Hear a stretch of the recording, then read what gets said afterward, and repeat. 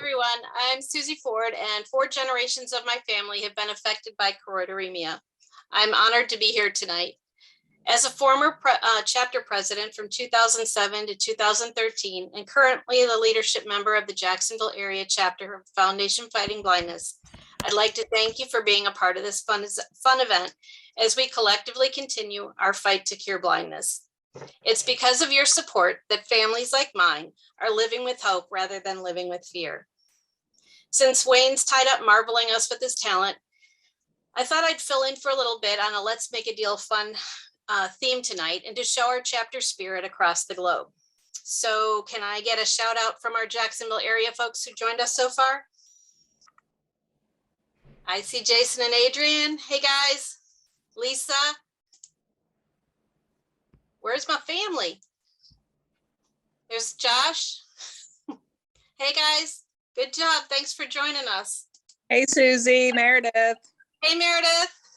Good job, guys. Appreciate you being here. So we're just going to take a little bit of time to present our silent auction item that we have from our Jacksonville area chapter. Adrian is on the call with us. She is our chapter president. Thanks for being here, Adrian. I know that it's been a little rough lately for you, so thank you for being here with us. So I'm going to get the house party started by introducing our chapter silent auction item. So over to you, Johnny Gilbert. Well, thank you, Susie. I'm sure Wayne appreciates your help on the show while he's busy hosting this amazing Hope from Home event. Well, what do we have tonight behind the curtain? Well, thank you for asking. We have silent auction item number 205, brought to you by the Jacksonville area chapter of the Foundation Fighting Blindness. Once again, this item is 205. Enjoy a taste of the oldest city in the United States, folks. Beautiful St. Augustine, Florida. This package includes a scenic cruise for 2 for a unique view of the city and a way to enjoy St. Augustine's historic landmarks and natural beauty. Venture over to the St. Augustine Lighthouse and Maritime Museum, where a party of 3 of your favorite friends plus you, or maybe some strangers that you don't know, can take in all the nostalgia of the museum. And if you're willing and able, to climb to the top of the lighthouse. Well, don't forget to take pics from this absolutely breathtaking view. Use your $50 gift certificate to enjoy a relaxing lunch or dinner beachside at Salt Life. And then head downtown to San Sebastian Winery for some wine tasting and take in the view from the beautiful rooftop. Use your $10 gift certificate any way you wish. Your package also includes a $100 voucher to the World Golf Hall of Fame. The voucher provides access for 4 people to celebrate golf's greatest legends. The exhibit and one shot each, at the challenge hole.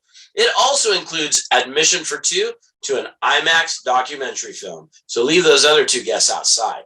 This package is valued at $260 and can be yours if your bid to cure blindness wins item number 205. Good luck, contestants, partygoers, and all those who are bidding. Susie, back to you. Thank you, Johnny Gilbert, and thank you, Lucky Bidder, for our St. Augustine package item number 205. If our chapter can be support to someone you know, please have them reach out. We have all been there and know how much it means to have others around us who truly do understand. Enjoy the rest of the evening, everyone. Our chapter will be here in the party room if you'd like to stay and talk.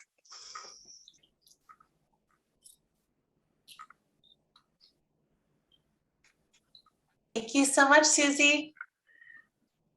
You're welcome. She's trying to figure out how to exit. So, where is everyone else from? I know we were getting a few people from the East Coast, a lot from Florida.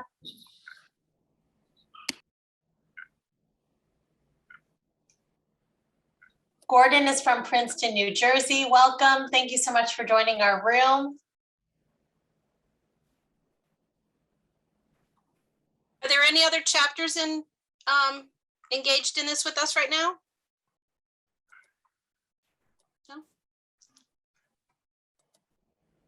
Let's see. I see a few chapters. So I see Manathia logged in. So Manathia is our chapter president for Atlanta, and is doing a fantastic job there. Let's see who else is on here.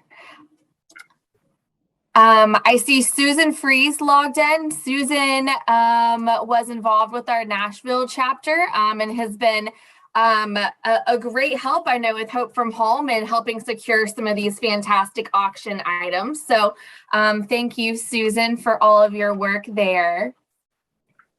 Oh, and we have Jeff from the Pittsburgh, PA and Indianapolis chapter. Hey, Jeff, long time no chat. I hope everything is going well with you.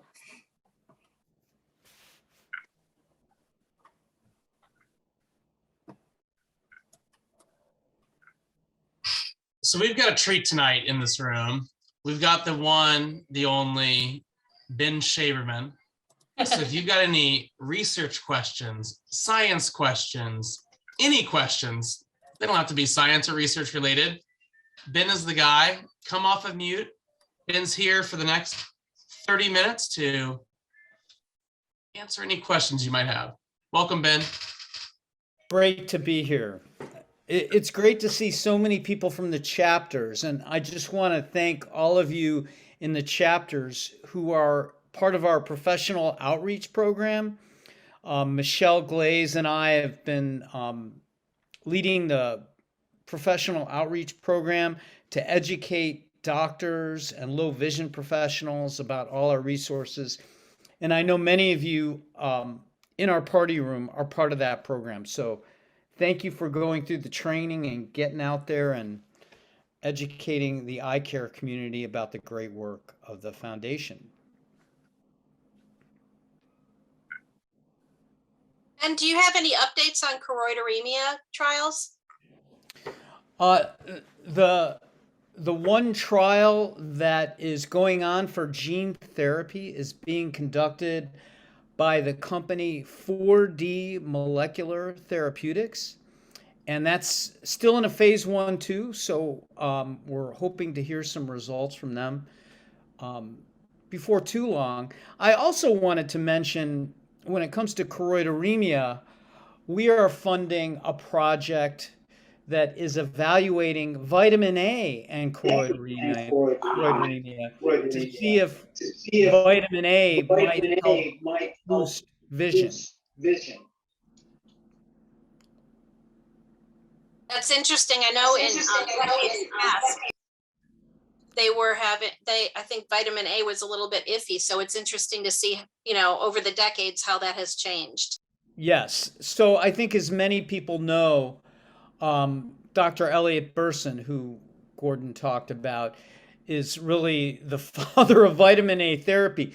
But he primarily studied it in people with RP and also in some cases Usher syndrome. So it'll be interesting to see if there's some benefit for people with choroideremia. Will that also be similar to what they're doing to work on trials for RP? Or is it completely separate? The vitamin A? Yeah, I know that RP, our family was misdiagnosed with RP back in 1970. Oh, okay. And, I guess they were very similar at that time, and no one really knew much about choroideremia back in the day.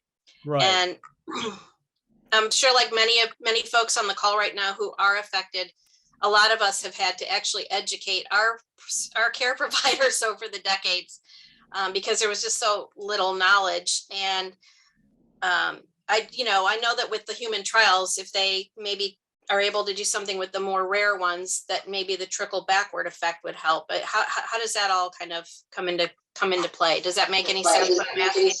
So I think it's important to understand that Dr. Burson did his work in vitamin A way back, really in the late 80s and early 90s, that showed that vitamin A could provide some benefit in slowing vision for people with RP. But one of the challenges back then is we really weren't able to genetically test people to really confirm what disease they had, whether it was RP or choroideremia or whatever else. But now, with our no-cost genetic testing program and just the general availability of genetic testing, we can better diagnose people with either RP or choroideremia. There are similarities between RP and choroideremia in terms of how they affect vision. With choroideremia, it affects more the retina. I would say, to simplify things, that's sort of the difference. And so now we can better characterize people.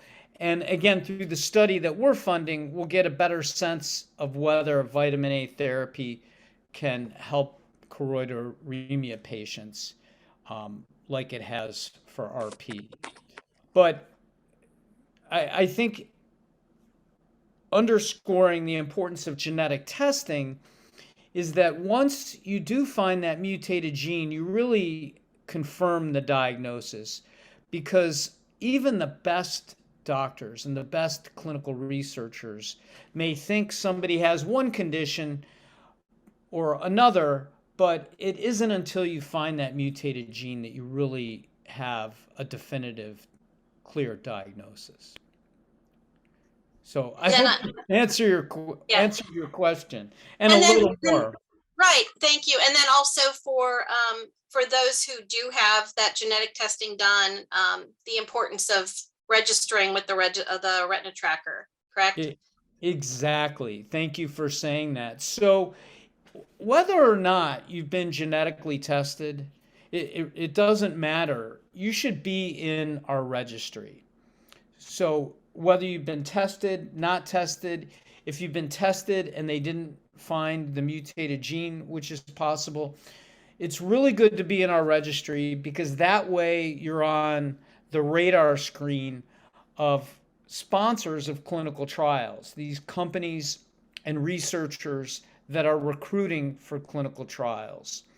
And even if you're in the registry and you aren't being notified of a clinical trial, by being in the registry, you're basically standing up and raising your hand and saying, here I am somebody with a specific retinal disease. And it's letting the research world know that you're yet another person with that condition.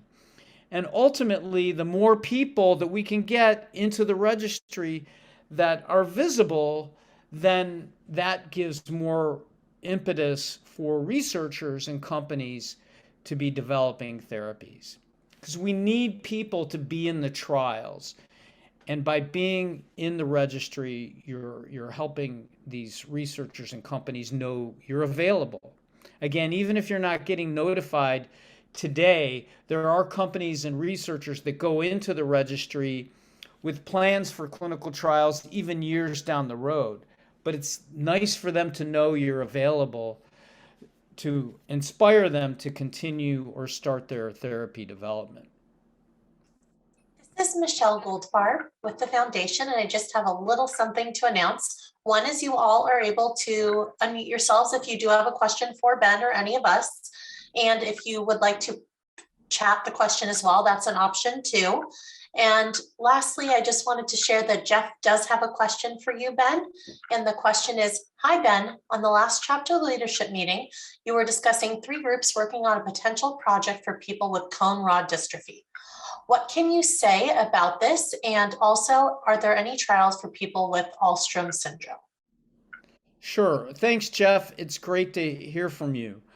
For Conrod dystrophy, there is one group out of England, out of the University of Oxford, that's working on a Conrod dystrophy gene therapy for people who have mutations in a specific gene called CDHR1, if I remember the order of the gene letters correctly. I think it is CDHR1.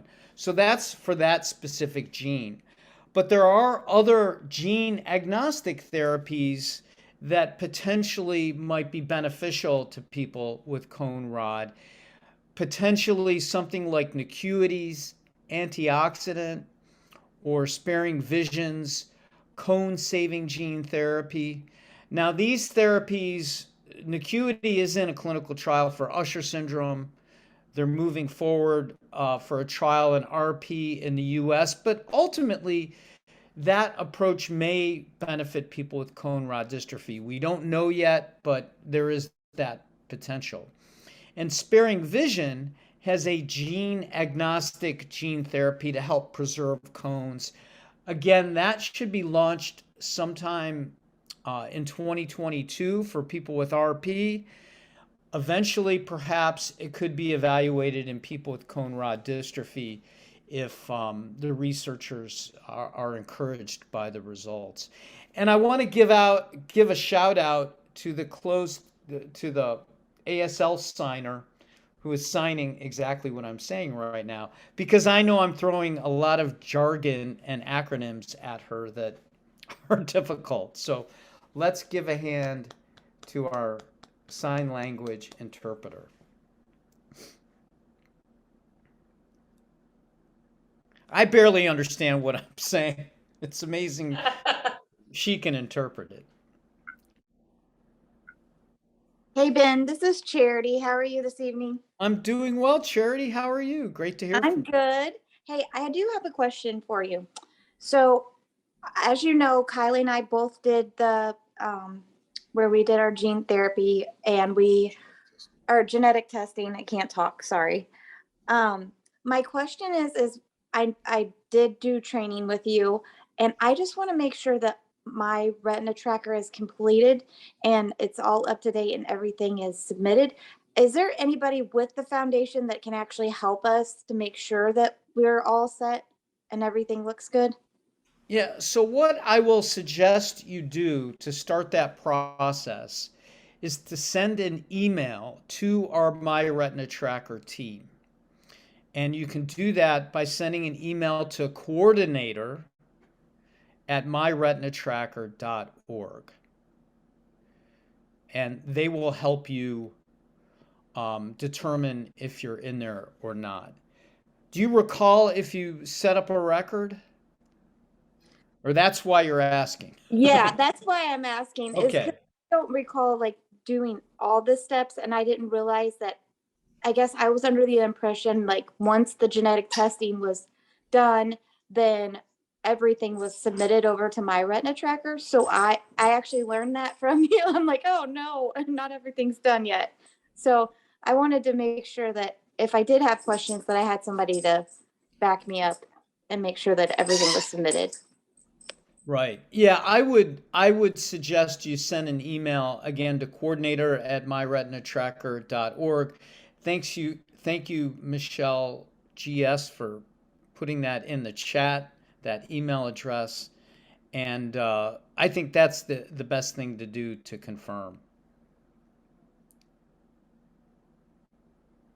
Thank you so much, Ben.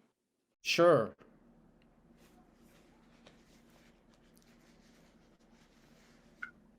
Does anyone else have questions for Ben?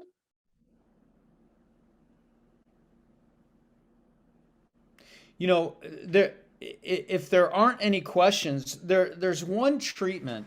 I like all the research. Don't get me wrong, gene therapy, cell-based therapies, small molecules, it's all great. But one of the most exciting projects for me to talk about is something that Tom Ray at the University of Washington is working on in Seattle.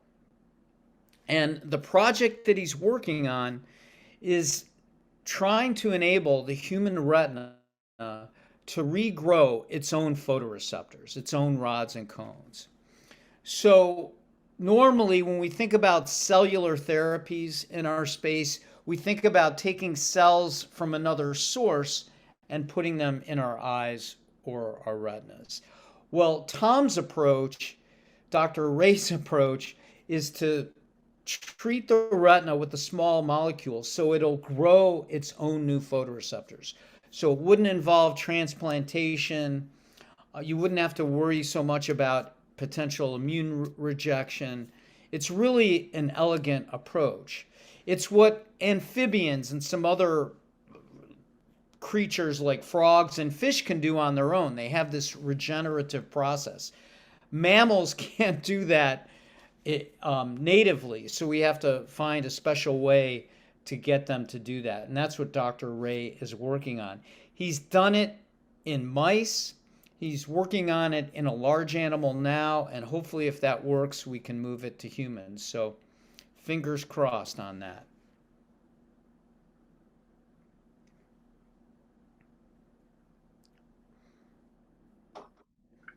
Ben, this is Michelle. I have a question for you. What would you say that is the most promising treatments on the horizon right now?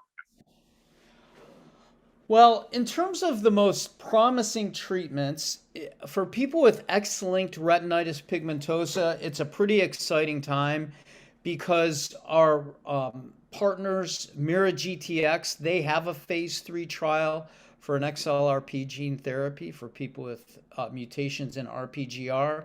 Our other partner, AGTC, also will be starting a phase 3 trial pretty soon. So those are two good options for people with X-linked RP. Another partner, 40MT Therapeutics, they are in a phase 1/2 for an X-linked RP gene therapy. So there's 3 trials underway for X-linked RP. But for people, regardless of the mutated gene causing their disease, there's Nacuity, who has a powerful antioxidant that's in a trial in Australia. That should be moving into the US. That's, again, gene agnostic. It's designed to slow vision loss for people with RP, Usher syndrome, and potentially other conditions. And a project we've been working on for at least 2 decades is from sparing vision. And it's a therapy. It's really a gene therapy, but it's gene agnostic. It's not replacing or augmenting any genes. It's producing a protein that keeps your retina healthy.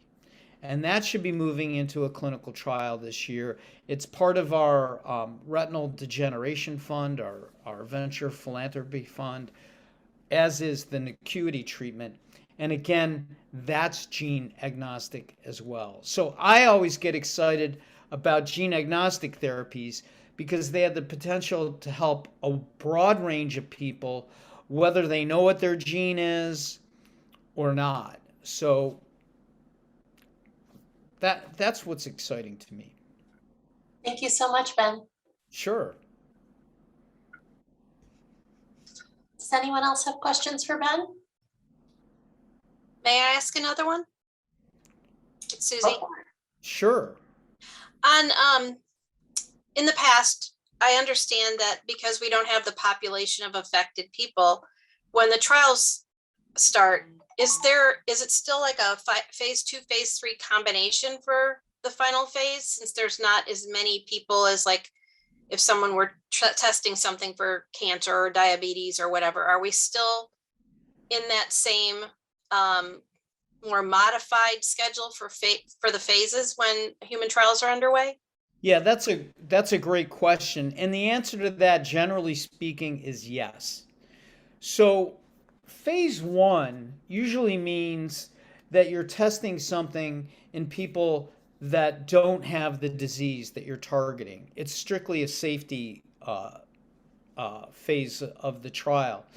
But in our world, where we're testing things like gene therapies and stem cells and so on, we almost always start the trials in people that are affected. So the phase 1 and 2 are combined.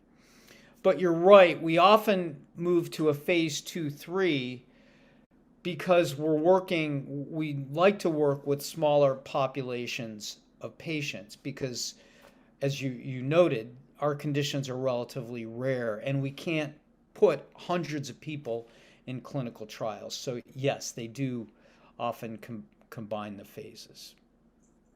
Thank you. Sure. So I'm reading a question from Lisa Pleasance. And she is saying,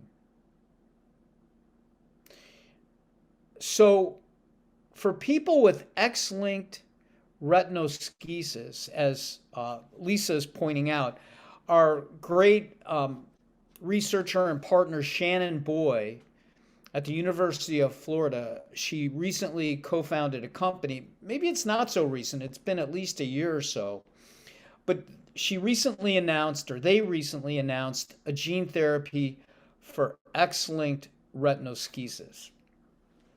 And as I understand it, this treatment will be delivered subretinally, and it's a gene therapy, a vector that's designed to spread widely so it will transfect or reach many cells in the retina. This is still at a preclinical stage, so stay tuned as she works and her colleagues work to move that into a clinical trial. And there's another company called Teamed On, if I remember the name correctly. I think it's TEMEDON, or Teamed One. Anyway, they have licensed a gene therapy for X-linked retinoschisis as well, and they're working on a clinical trial as well. They're not there yet. They're still at in a preclinical stage, but stay tuned.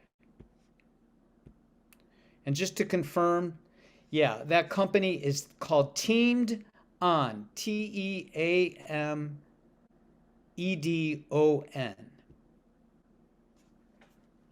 So there are two things in the pipeline for X-linked retinoschisis. You are welcome, Lisa.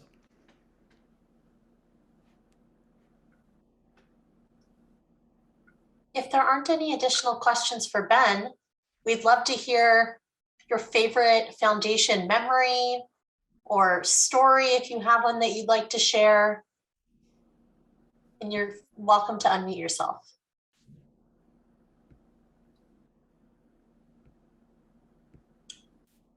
Does anyone have any?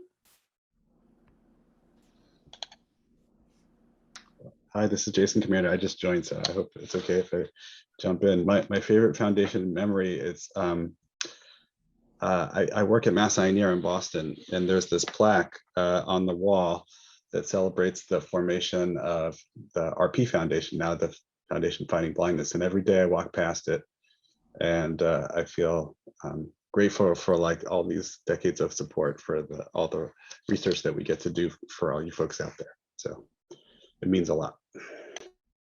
Well, thank you so much for joining us this evening and for all you do. This is Davida. I don't know, can you hear me? Yes, we can, Davida. My favorite memory is with Steve Dager, who is a foundation-funded researcher at the University of Houston, and whose lab helped identify the gene causing the RP in my family. But starting in 2012, for every Visions conference, we ironically just he always seemed to find where I was sitting at lunch or dinner every year. And it got to the point that one year my husband just laughed and said, "You never, if you look up," I was looking at my phone at the moment, he goes, "If you look up, you're just going to laugh." And then the one year that we got through dinner, I'm like, "Where's Steve? He didn't like kind of just mysteriously just appear." And at like 10:30, he comes walking across the dance floor and said, "I know we didn't cross paths, but can I finish my evening with you and share and finish my drink?" So it's just kind of become such a special memory and very fun. And I'm very grateful for everything that he did and for what the foundation has done for us. Davida, I'm on the call, and a glass of wine. My meeting up with you is one of the great pleasures of my experience with the foundation. So I can take almost every word you said and put your name in instead of mine, and I feel exactly the same way. It was just amazing, Steve. I saw someone pop up and I wasn't sure if it was you, but it was just absolutely amazing. And the first time you walked up, it was 2012, and you said, "May I sit here?" And my husband was going to find another trustee because she said, "Save me a seat." And I said, well, just a second. And you said, that's okay. And you kept going. And then when you stepped away, I was like, oh my God, I just insulted this researcher. Oh my God, that was so funny. But anyway, it's so nice to see you. I hope everything's well. As you know, I have very thick skin, so it's not easy to insult me. But you know, you remind me of something that I've said perhaps privately, but not necessarily in public, which is I was trained as a kind of classical laboratory researcher. I honestly thought of people as test tubes of DNA. And shortly after I began my research, I was in contact with Alan Ladies, who said, well, why don't you do research on retinitis pigmentosa? There's a story in its own right, but that's not where this is going. Instead, we were taken out and met some families. And that's one of those moments of epiphany when you know your whole life has changed, because you meet the people that you're trying to help. You have a motivation. Davida, you're obviously, and your family is going to be one of those people. But through the years, the people that I've met who are members of the foundation who have these problems are the people that keep us going. And I always said, my secret weapon, if I was going to recruit a good graduate student to stay with us, was to take them out and meet a family. Because at that point, they're hooked for life. So I would say my experience, even more strongly than what Jason said in terms of walking by the plaque, is meeting the people who eventually we hope we can help. That's great. Thank you. And thank you for everything you've done. And if you are coming to Visions in Orlando, there'll be a chair at my table for you. I'm waiting for it. I'll look for it. Trust me. Okay. All right. Steve, Steve, it's so funny. This is David Brent and Betsy Brent. Nice to see you all. Hey, David. You know, we send pictures to our researchers of our son and of other kids every year so that they can put them up on their boards in their clinics and see them develop. We do, and it works, really does. Good. So here's my story. I think you heard that when Gordon and Luli took Lancelot to Capitol Hill, I went with them. And a couple things happened that were very, very interesting. If you know anything about the Hill, senators never go to the House side. Tell people who Lancelot is. Oh, well, I think most of them know, but Lancelot is the dog that was treated with RP65. That was the precursor to the human trials. So Lancelot, so anyway, we brought Lancelot to the House side because there were it's bigger. There were a lot of people that wanted to be seen. And about 20 senators came over, which was a miracle. And then, I don't know if you know, but Lancelot was actually only treated in one eye originally, so that he could see out of his right eye, but not out of his left. And here, all these senators, the people running our government, were walking around to the side of his eye to like wave at him to see whether he'd look, and then walk to the other side of the eye to see that he'd respond. And so, you know, I thought it was pretty funny that they didn't believe that this was actually happening. And I think we have a lot of pictures of it to this day. It's my favorite memories. Thank you so much for sharing, David. My pleasure. Nice to see you all. Does anyone else have any memories or stories they'd like to share? I'd like to talk briefly about the Vision Walk in Columbus, Ohio. I Go joined for it, Bob. maybe 4 or 5 years ago. I'm blind in one half of each eye because of a brain injury. It has nothing to do with retina, but it's all part of being, I can imagine these senators coming up to me and going on one side and the other to figure out which side was working. So we had a great vision walk. There were a bunch of optometry students from The Ohio State University, a low vision specialist who teaches at the optometry college, and a lot of guide dogs, a lot of people with white canes. There was a family that all wore matching t-shirts. The mother, the oldest of the group, was blind and had a white cane, and there were maybe 6 or 8 other people who were wearing t-shirts that were all the same. It was a great event. I was glad to be able to be there. And we raised some money for the foundation. That's wonderful. Does anyone else have any stories or anything they'd love to share? If I'm not interrupting anybody, I'll quickly tell you my Alan Ladies story. sometime in the mid 1980s. I had just started a job as an assistant professor, and a graduate student came to me and said, Steve, there's this disease called retinitis pigmentosa. Maybe we should study it. She had never heard of it until the day before. I had never heard of it until she mentioned it. She and I wrote a brief 2-page letter to what was then the National RP Foundation. And literally 48 hours later, I had a telephone call, and the gentleman on the phone said, my name is Dr. Alan Ladies. I'm responsible for grants with what later became the Foundation Fighting Blindness, and we'll fund your research. It was probably the most astonishing moment in my professional career. I remember going, this can't be real. And I said, thank you, that's absolutely wonderful. I had a delightful conversation with Dr. Ladies, who became a good professional friend of mine for the rest of his life. But then I hung up the phone and I went to my student and I said, okay, we actually have to figure out what RP is. And she and I went to the library. I remember doing this, trying to find genetic manuals that would describe to us what this disease was we were funded to study. And trust me, many deeply satisfying professional careers in the sciences start exactly with that kind of serendipity that just drops you into something of great meaning and value. That's the Foundation Fighting Blindness gets partial credit for that, and so does Alan Ladies, who was an absolutely brilliant recruiter of investigators for research for the foundation. Well, Steve, you're smart, because one of the researchers that I came to know, I told them, if you send me a 2-page request for funds, we'll fund you. And he gave me a 10-page letter explaining why he didn't have time to write me a 2-page letter to get funded, and then never got funded. I think there's an emoji for that, but you don't have to show it at this point.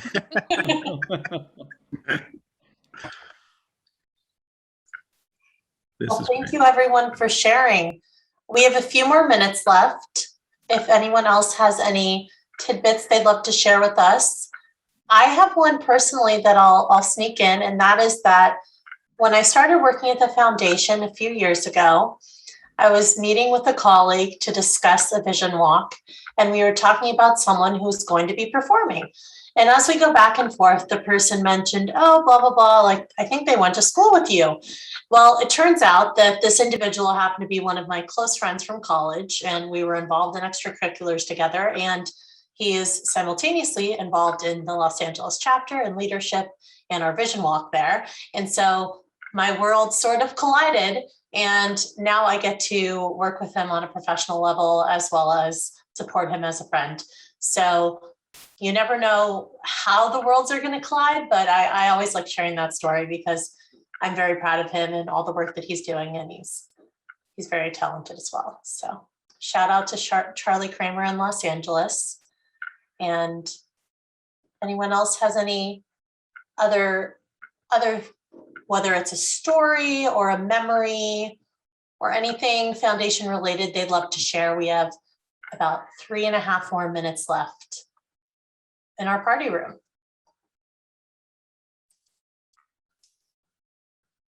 I can share my first experience with FFB.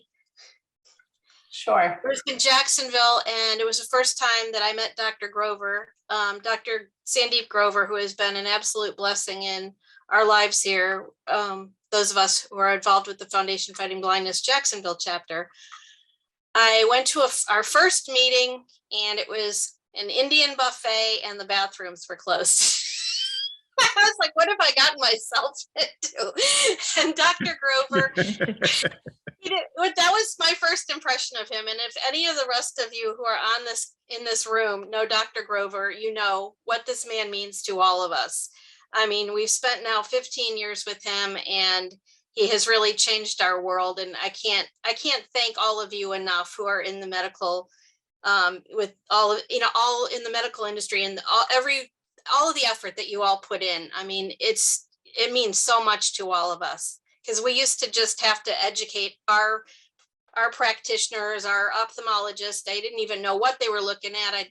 I'd sit there with my head up into the retina, and for them to look at my retina, and they'd sit back going, what in the heck, because they'd see like peppering on my retina because I'm a carrier of choroideremia, and they didn't even know what they were looking at. So You know, my first impression of Dr. Grover wasn't the best, but he's one of the best things that could have ever happened to me and my family.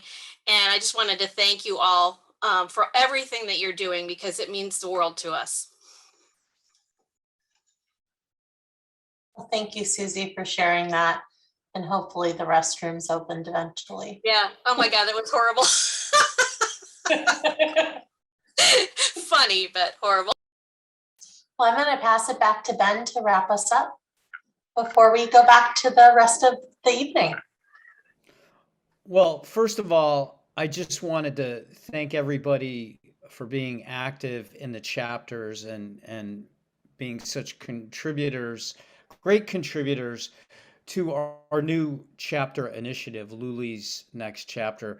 For me, this has been one of the greatest advances, organizationally speaking, in the many years I've been with the foundation. It's so nice to have so many volunteers and supporters in communities throughout the country. I think that local activity and support is really critical to helping one another and driving our mission. And I just want to give a shout out also to all of you who contribute to our mission.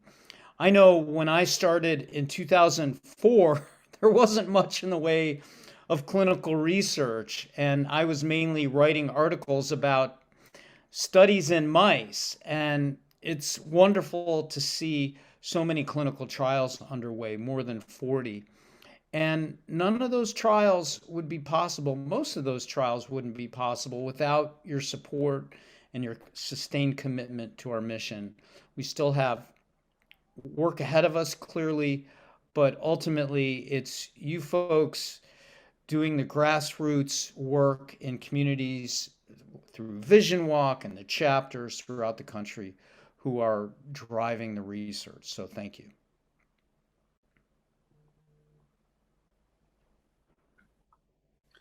Thanks, Ben. You're a good man. You're doing great work. Well, thank you, David. You're doing a pretty darn good job yourself. Well, we'll see. A couple more successes and then we'll talk about it. Okay. And thank you so much to Susie and the Jacksonville chapter for leading us today. And they have their wonderful auction package if you are interested, as well as many other wonderful auction items on our website that we encourage you all to browse. And I think we'll be being sent back to the main event momentarily. So thank you all so much for joining us. Everyone. Thanks, everyone. Have a great night. Have a good night, everyone.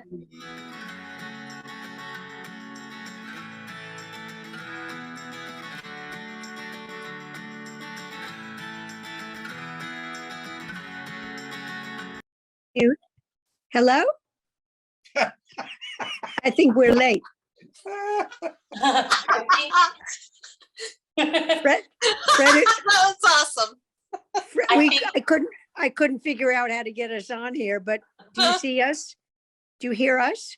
We can hear you. All right, it's Fred and Marcia. Well, Lindsay. Hi, Fred and Marcia. How are you doing? All right, Michelle. Thank you. Well, But I'm glad you could how do I recognize. get my picture up there? How do I get the? So I think momentarily we're being actually moved back into the main event, but if you on your phone, there's an option to have your video showing, and that would allow you picture to. Okay. Hi, Ben. It's great to hear and see you, Walensky's. I hope all is well on the West Coast. Yeah, we're good here. We were trying to get in on the conversation. We have a few stories to tell ourselves. I am sure you too. We have quite a few, and our daughter, my goodness, she got stuff to share. Well, you all have been around since the LA chapter and Vision Walk has started. That's right. We're the old timers. Hello from Atlanta. Anyway, Ben, thank you for everything you do. Thank you. Hi, Ben. And Bye-bye. Michelle, we love you. Bye. Yeah. Bye. We'll see you later on. Bye bye.